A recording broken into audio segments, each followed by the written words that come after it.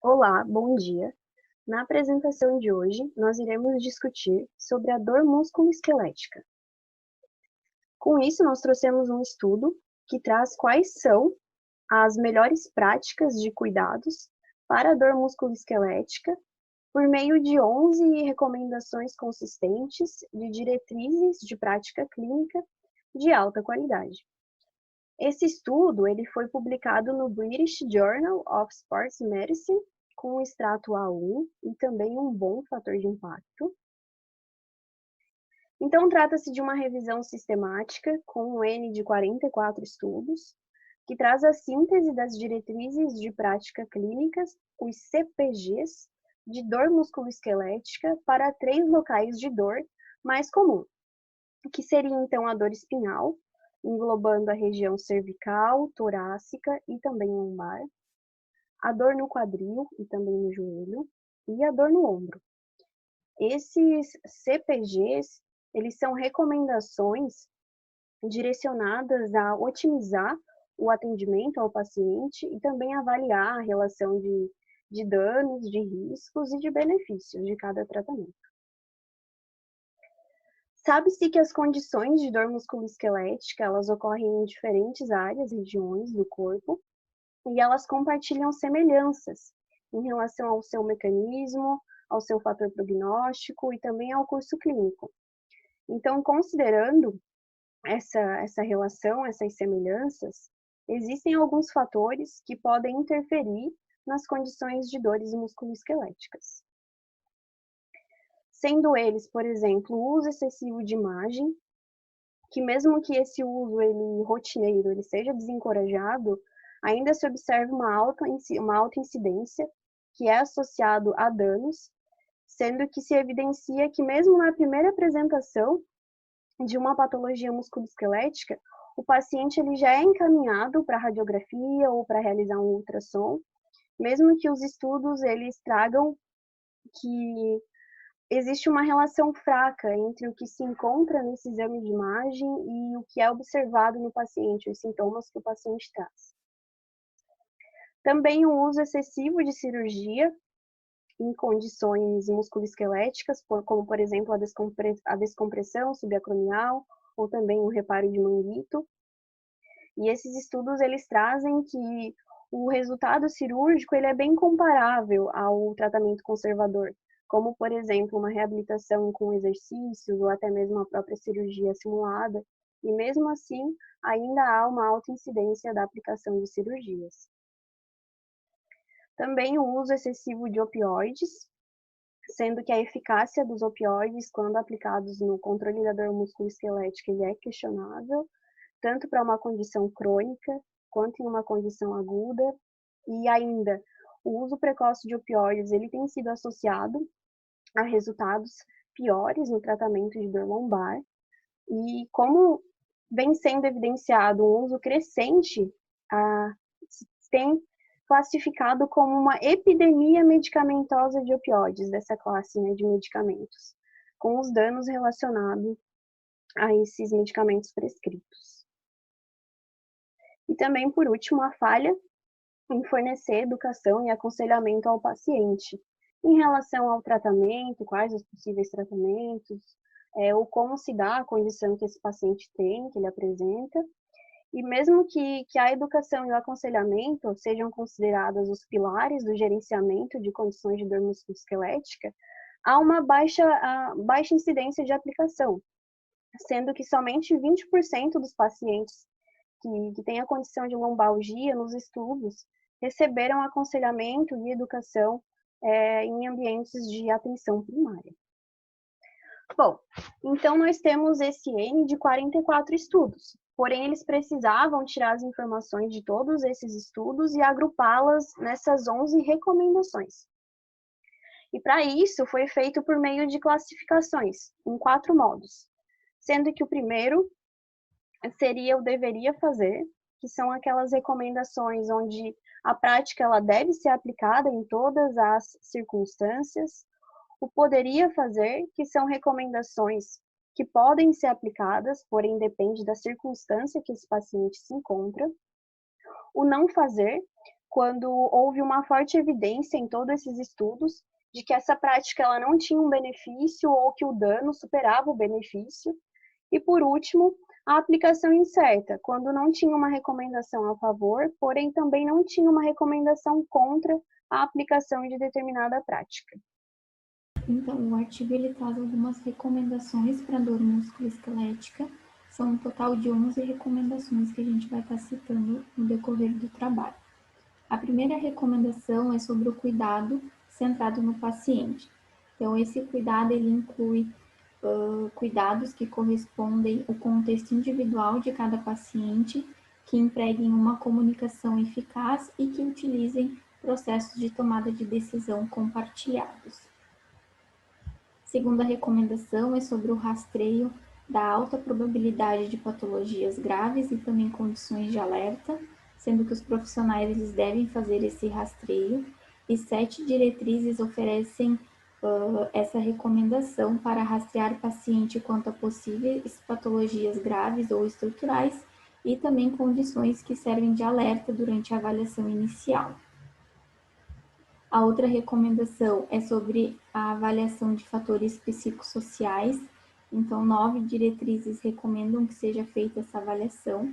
E esses fatores, eles incluem, então, a identificação de bandeiras amarelas, humor e emoções, que seria sintomas depressivos e também de ansiedade, medo e cinesiofobia e expectativas de recuperação do paciente. Diretrizes para a dor lombar trazem a utilização de 2 ferramentas, que seriam essas 2 citadas aqui, que podem estar sendo, então, aplicadas nesses pacientes. A outra recomendação é sobre a utilização de imagens radiológicas. Elas não devem ser encorajadas para uso rotineiro, apenas em algumas situações específicas. Elas podem ser, então, aconselhadas, sendo que pode ser, então, utilizada quando acontece a suspeita de patologia grave, tem ocorrido uma resposta insatisfatória do tratamento conservador ou então uma progressão inespecífica de sinais e sintomas, e também quando a imagem provavelmente vai mudar o manejo de tratamento. Então, 6 diretrizes fizeram o desencorajamento do uso rotineiro dessas imagens radiológicas. A outra recomendação é sobre a avaliação, que deve incluir o exame físico. Esse exame físico ele deve incluir, então, testes de triagem neurológica, de mobilidade e também de força muscular. As avaliações físicas, então, incluem a mobilidade, a força, posição e propriocepção do paciente, e algumas diretrizes para a dor espinhal também recomendam a utilização de testes de função neurológica. O intuito desses testes é visar, então, o auxílio no diagnóstico e também a classificação dos distúrbios de dor musculoesquelética. A outra recomendação é sobre o progresso do paciente. Esse progresso ele deve ser avaliado com a utilização de medidas de resultados validados. Então, 5 diretrizes recomendam a avaliação desse progresso do paciente, e 4 dessas recomendações clínicas utilizam medidas de desfechos validadas. Essas medidas, elas incluem, então, questões de autoavaliação do paciente, intensidade da dor, capacidade funcional, atividades de vida diária e também a qualidade de vida dos pacientes. A outra recomendação é sobre a educação e informações sobre a condição do paciente. Então, todos os pacientes eles devem receber informações sobre a sua condição e também opções de tratamento. Essas recomendações elas servem para encorajar o autocuidado e também informar e tranquilizar os pacientes sobre a sua condição e sobre o seu tratamento. Em todas as diretrizes, essa educação ela é recomendada como parte de cuidados juntamente com outros protocolos de tratamento, e outras diretrizes enfatizam, então, a necessidade dessa educação ser de forma individualizada, com base na necessidade de cada paciente. A oitava recomendação é sobre os tratamentos que abordem a atividade física. Então, todos os pacientes eles devem receber essa abordagem de atividade física e as diretrizes incluem essas recomendações relacionadas a atividades com força de recomendação variando de acordo com o tipo de atividade. Então, eles indicam atividades de manutenção, como exercícios de maneiras normais, exercícios aeróbicos e também exercícios de maneiras gerais. A nona recomendação é sobre a utilização da terapia manual.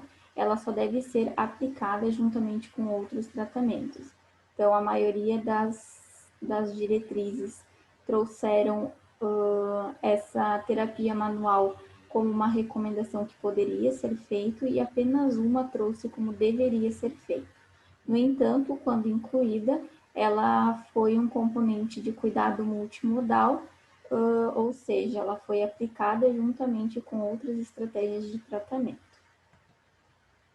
A outra recomendação é sobre a preferência ao cuidado não cirúrgico, então deve ser sempre escolhido o tratamento não cirúrgico primeiramente, e 4 das diretrizes recomendaram que esses pacientes recebessem esses tratamentos conservadores antes de considerar a cirurgia. E a última recomendação é sobre facilitar a continuação ou a retomada de trabalho. Então, aconselhar os pacientes a permanecerem sempre ativos, evitar a inatividade, aumentar gradualmente os níveis de atividade, incluindo o envolvimento no trabalho. E outras diretrizes enfatizaram também o retorno precoce ao trabalho, com envolvimento de serviços de reabilitação, que houvesse então uma comunicação entre trabalhador, empregador e provedor de saúde e processos de planejamento para facilitar esse retorno do paciente. Bom, então, em relação às recomendações conflitantes, o artigo traz o uso de medicamentos, como paracetamol e anti-inflamatórios não esteroidais, a eletroterapia, aparelho ortopédico e também a acupuntura. Mas ele também traz que a prescrição de opioides é algo muito que tem muitos conflitos ainda na literatura. Em alguns artigos apontou que é algo recomendado, em outros apontou que é algo não recomendado e em outros como incerto. Então ainda há muita incerteza em relação às recomendações de opioides. Em relação às recomendações comuns, consistentes, foram identificadas, então, 7 recomendações para dor lombar, 4 recomendações para osteoartrite e 1 recomendação para dor do pescoço ou desordens associadas. Em relação às recomendações para a osteoartrite, foi recomendado, então, oferecer um programa de autogestão, fornecer intervenções que são direcionadas à perda de peso para esse paciente que tem osteoartrite e que está sobrepeso ou obeso, o não uso da glucosamina ou condroitina para modificação da doença e também não realizar lavagem artroscópica e desbridamento do joelho, a menos que haja uma justificativa como o travamento mecânico do joelho. Em relação à dor lombar, não é recomendado oferecer paracetamol como um medicamento único, não é recomendado oferecer opioides para o tratamento da lombalgia crônica, não oferecer inibidores seletivos da recaptação de serotonina, antidepressivos tricíclicos ou anticonvulsivantes para dor lombar, não oferecer também órteses para os pés, não oferecer a substituição de disco e deve ser oferecido uma fusão espinhal apenas para aqueles pacientes que estão participando de ensaio clínico randomizado.